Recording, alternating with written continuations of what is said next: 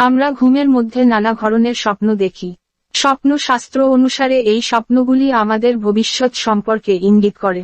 স্বপ্নশাস্ত্র বলছে যে কয়েকটি স্বপ্ন দেখলে সেই ব্যক্তির শীঘ্রই মৃত্যু হতে পারে। জেনে নিন এই স্বপ্নগুলি সম্পর্কে। ঘুমের মধ্যে দেখে থাকা নানান স্বপ্ন ভবিষ্যতের কোনো না কোনো ঘটনাবলীর দিকে ইশারা করে।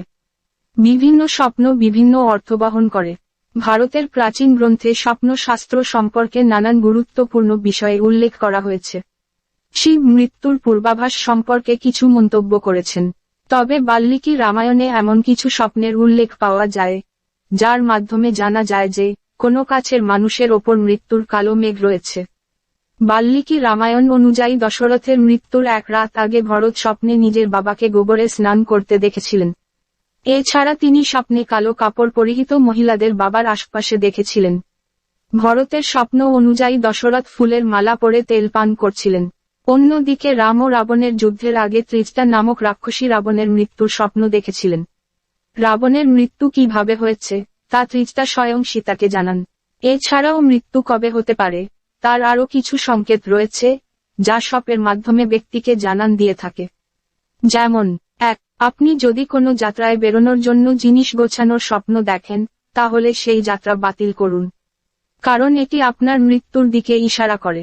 2. আপনি যদি নিজেই নিজের বা অন্য কেউ আপনার শরীরের অঙ্গ কাটছে এমন স্বপ্ন দেখেন, তাহলে বুঝবেন পরিবারের কোনো সদস্যের মৃত্যু হতে পারে। 3. কোনো ব্যক্তি স্বপ্নে ক্রামগত ভূত দেখলে 1 বছরের মধ্যে তার মৃত্যু হওয়ার সম্ভাবনা থাকে। 4. কোনো ব্যক্তি নিজের তেল মালিশ করতে দেখলে বা গাধার ওপর বসে থাকতে দেখলে এই স্বপ্ন তার মৃত্যুর দিকে ইশারা করে। 5. স্বপ্নে নিজেকে নাচতে বা গাইতে দেখার অর্থ শীঘ্র আপনার খুন হতে চলেছে। কেউ আপনার হত্যা করতে পারে। আবার কাকের স্বপ্ন দেখাও মৃত্যুর ইঙ্গিত বহন করে। 6. কোনো স্ত্রী যদি নিজেকে কারো সঙ্গে সম্ভোগ করতে দেখে অথবা শুকনো ফুলের মালা পরার স্বপ্ন দেখে, তাহলে তার শীঘ্র মৃত্যু হয়। 7. গাছ থেকে পড়ে যাওয়ার স্বপ্নও মৃত্যুর দিকে ইশারা করে। 8. কোনো স্ত্রী যদি স্বপ্নে নিজের সাদা চুল দেখে, তাহলে শীঘ্র তার স্বামীর মৃত্যু হতে পারে। 9. আবার কালো কাপড় পরে ঘোড়ার সওয়ারি করাও মৃত্যুর ইঙ্গিত দেয়। 10. নিজের ইষ্ট দেবতার ছবি পুড়ে যেতে বা নষ্ট হতে দেখার স্বপ্নও মৃত্যুর দিকে ইশারা করে। আমরা ঘুমের মধ্যে নানা ধরনের স্বপ্ন দেখি। স্বপ্নশাস্ত্র অনুসারে এই স্বপ্নগুলি আমাদের ভবিষ্যৎ সম্পর্কে ইঙ্গিত করে। স্বপ্নশাস্ত্র বলছে যে কয়েকটি স্বপ্ন দেখলে সেই ব্যক্তির শীঘ্রই মৃত্যু হতে পারে। জেনে নিন এই স্বপ্নগুলি সম্পর্কে। মৃত্যুর লক্ষণ সম্পর্কে যদি মানুষ অবগত হয় তাহলে সে মৃত্যুর আগে বুঝতে পারে যে তার সময় আসন্ন। মহাদেব শিব রচিত একটি ধর্মগ্রন্থ রয়েছে যেখানে মৃত্যুর লক্ষণ সমূহ বর্ণনা করা আছে। কোন ব্যক্তি তার স্বাভাবিক মৃত্যুর 6 মাস আগে থেকে বিভিন্ন লক্ষণের মাধ্যমে বুঝতে পারেন যে তার মৃত্যু আসন্ন। মহাদেব এই লক্ষণগুলো বিস্তারিতভাবে ব্যাখ্যা করেছেন ওই বইতে। দেবাদিদেব মহাদেবের মতে প্রত্যেক মানুষের মৃত্যুর লক্ষণ সম্পর্কে অবগত হওয়া প্রয়োজন, কারণ তাহলে তার ইহ জগতের যে সমস্ত কাজ বাকি রয়ে গেছে সেগুলো সে সম্পূর্ণ করতে পারবে এবং নিশ্চিন্তে মৃত্যুকে গ্রহণ করতে সক্ষম হবে। গোটা বইটা আমার মুখস্থ নেই, তাই সব লক্ষণগুলি বলতে পারছি না। তবে কিছু কিছু লক্ষণের কথা মনে পড়ছে তাই সেগুলো বলছি।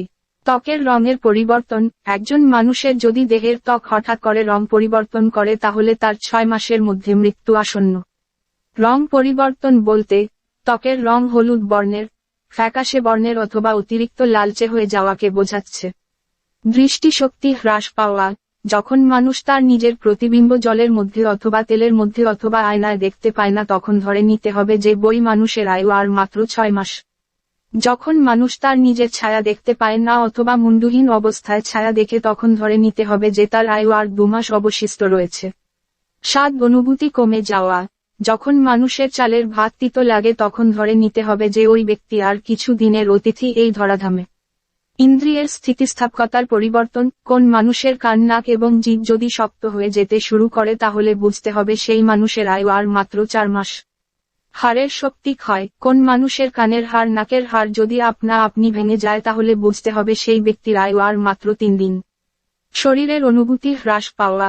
যদি কোনো মানুষের চোখে আঙ্গুল দিয়ে টিপলে ব্যথা অনুভব না হয়, অথবা অন্ডকোষ হাত দিয়ে চাপ দিলে ব্যথা অনুভব না হয় তাহলে ধরে নিতে হবে যে সে আর কয়েক ঘন্টার অতিথি।